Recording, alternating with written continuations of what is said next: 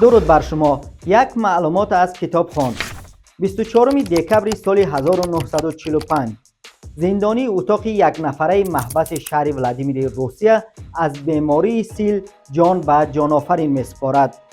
رسا 7 سال قبل ماه دکبر سال 1938 و او تمغه مبلغ ضد شوروی و جاسوس خارجی زده به محبس انداختند.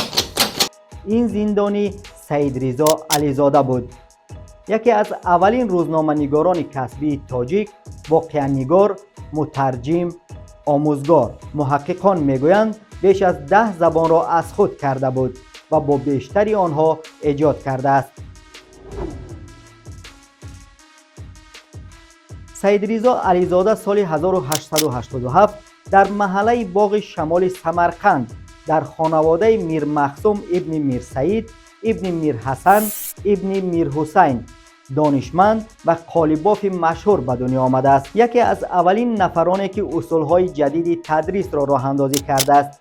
در 18 سالگی برای فرزندان دهقانان مکتب تأسیس داد و خودش آنجا آموزگاری میکرد. 10 کتاب درسی تألیف کرده است که کتاب نخستین، دبستان تاجیک، صرف و نحو تاجیکی، مختصر تاریخ، جغرافیا، ریاضیات، هندسه، طبیعیات، واجبیات دینیه، تربیه بدن و علم فضا نمونه آنها می باشند. به حیث آموزگار اینچنین در دانشکده آموزگاری ازبکستان هم به شاگردان زبان عربی، فارسی و تاجیکی آموخته است. سید رضا علیزاده را از نخستین ژورنالیستان کسبی تاجیک می دانند. او در روزنامه سمرقند و مجله آینه محمود خواجه بهبودی، روزنامه ازبکی شرق، روزنامه‌های حریت، شعله انقلاب، زرافشان و روزنامه آوازدار آواز تاجیک کار و فعالیت کرده است. در برابر این کتاب‌های زیاد نوشته و اثرهای زیاد را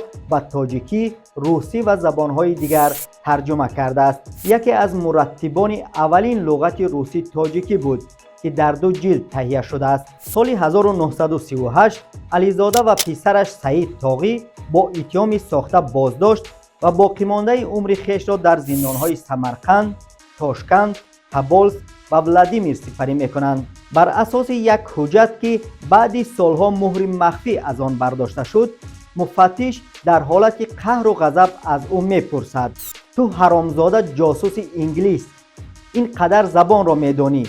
با انگلیسی، فرانسوی، فارسی، عبری، عربی گپ میزنی. با من بگو حرامزاده، برای کی کار میکنی؟ برای مردم، برای وطن محبوبمان، به خاطر روشنگرایی. جواب میدهد علیزاده در حالی که دندانهایش شکسته و تمام بدنش در پی ضرب اللت دردمند بود. با اطلاع پژوهشگران، مفتشان نزدیک 3 سال نتوانستند اتهام جدی را به او بار کنند. از 6 نفری که ضد او عریضه نوشته بود، چند نفر راضی نشده که در دادگاه بیانات بدهد. یک نفر دیگر پیش از مرگش نزد نبیره علیزاده آمده و برای تهمت‌هایش عذر خواسته است. در زندان هم از ایجاد دست نکشید و به شعرنویسی مشغول شد. به نزدیکان و پیوندانش 400 نامه نوشته است. عنوانی استالین، مولوتوف، کاگانویچ و راشیلوف 40 مراجعت نامه ارسال کرده تا آخر باور داشت که بیگناهیش ثابت می شود.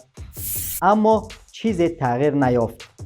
برعکس، با وجود آنکه مهلت ادای جزای علیزاده سال 1943 به پایان رسید، مقامات تصمیم می گیرند تا پایان جنگ در زندان بماند تا به ادعای آنها افکار مردم را ویران نکند. پس از 2 سال 24 دکبر سال 1945 با عذاب و عقوبت زندان تاب نآورده بر اثر بیماری سیل وفات میکند. تنها با گذشت سالها پسر سعید طاغی، فرهاد علیزاده، موفق می شود که نام بابایش را سفید کند. سال 1987 استخوان‌پاره‌های پدر بزرگش را از قبرستان شهر ولادیمیر آورده در آرامگاه پنجاب ناحیه باغ شمال به خاک می‌سپارد.